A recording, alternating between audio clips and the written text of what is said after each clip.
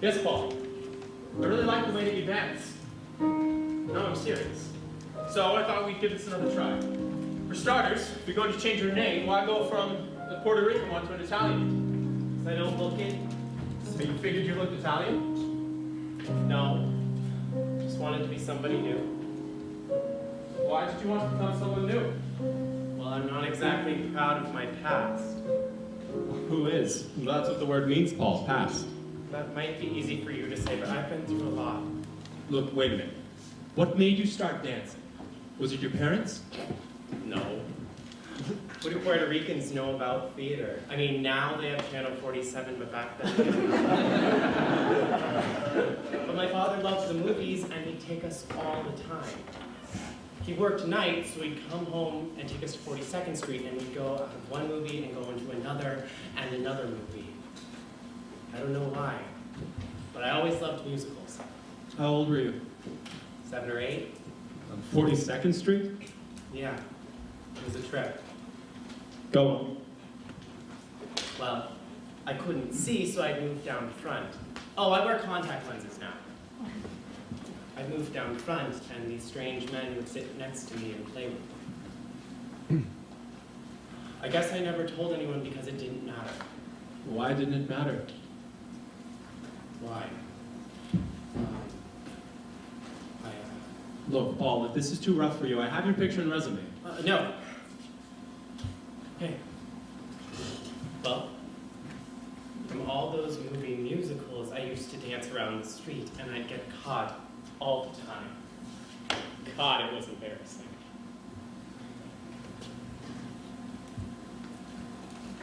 Well,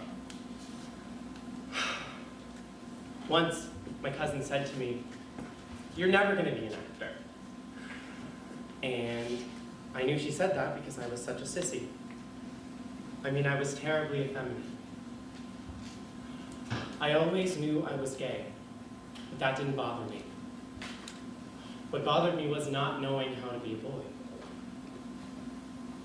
Well, one day I looked at myself in the mirror and said, "You're 14 years old and you're a faggot. What are you going to do with the rest of your life?" Well, by then I was in Cardinal Hayes High School. There were 3,000 boys there. I had no protection. I couldn't be charming and funny with the tough guys, so they'd fight my battles for me like I could at small schools. I liked school, but my grades got so bad. Even if I knew the answers to questions, I wouldn't raise my hand because I was afraid they would laugh at me. They'd even whistle at me in the halls. It was awful. Just awful. Finally, I went to the principal's office and said, "I'm a homosexual." Well, I had a Catholic high school at around 1962. And at 15, you just didn't say that. Well, he said, "Would you like to see a psychologist?" And I did. And he said, "I think you're very well adjusted for your age and you should quit school." And I did. I didn't want to, though I just couldn't take it anymore. You see, when I quit school, what I was trying to do is find out who I was and how to be a man. You know, there are a lot of people in this world who don't know how to be men. Anyway, since then I found out that I am one. I've been looking for the wrong thing. I was trying to be butch. Anyway, then I started hanging out on 72nd Street with all these really strange people. I was just trying to find friends who were like me so I could find out what it was that I was. Somebody told me they were holding auditions for male dancers at the Jewel Box Revue. You know, the drag show? So I went. Now, from all those years of pretending to be Sid Charisse, I had a fabulous extension. I mean, I could turn anything in my first audition. Well, they said to me, "You're too short to be a boy. Would you like to be a pony?" And I said, "What's that?" And they said, "A girl." "Oh, what do I have to do?" "Show us your legs." "Oh, I have hair on my legs." "That's okay. Come on upstairs." So I go upstairs and they hike up my dungarees and they put on a pair of nylon stockings and a pair of high heels. It was strange. It was incredible.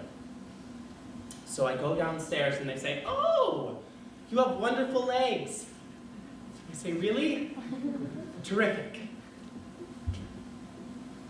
It's so strange thinking about all this. It was a lifetime ago. I was just past 16. Then there was the thing of trying to hide it from my parents. That was something. You see, I'd buy these things for rehearsing, like shoes to rehearse, and earrings, makeup, and I'd hide it all, and my mother would find it. And I'd tell her there was this girl in the show, and she didn't want her mother to know she was doing it, so I was hiding it. She believed me. Well, I was finally in show business. It was the asshole of show business, nothing to brag about. But it was a job. I had friends. But nobody at the jewel box had any dignity. They were all either ashamed of themselves or considered themselves freaks. I think it was the lack of dignity that got to me. So I left. Oh, I dabbled around in a couple other jobs. As an office boy, a waiter. But without an education, you can't get a good job. So when the jewel box called and asked if I wanted to come back, I went.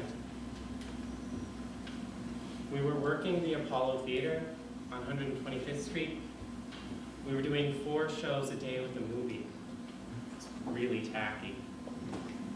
The show was going to Chicago, and my parents wanted to say goodbye, so they were going to drop off my luggage at the theater after the show. We were doing this Oriental number, and I looked like Anime Wong. I had 2 great big chrysanthemums on either side of my head, and a gold headdress with gold balls all over it. As I was going on for the finale, I was coming down the stairs, and who should I see at the stage door? My parents. They'd gotten there too early. I didn't know what to do. I freaked. So I thought, I'll just walk quickly by them like the rest of them, and they'll never recognize me. And as I was walking down the stairs, as I passed my mother, I heard her say, "Oh my God."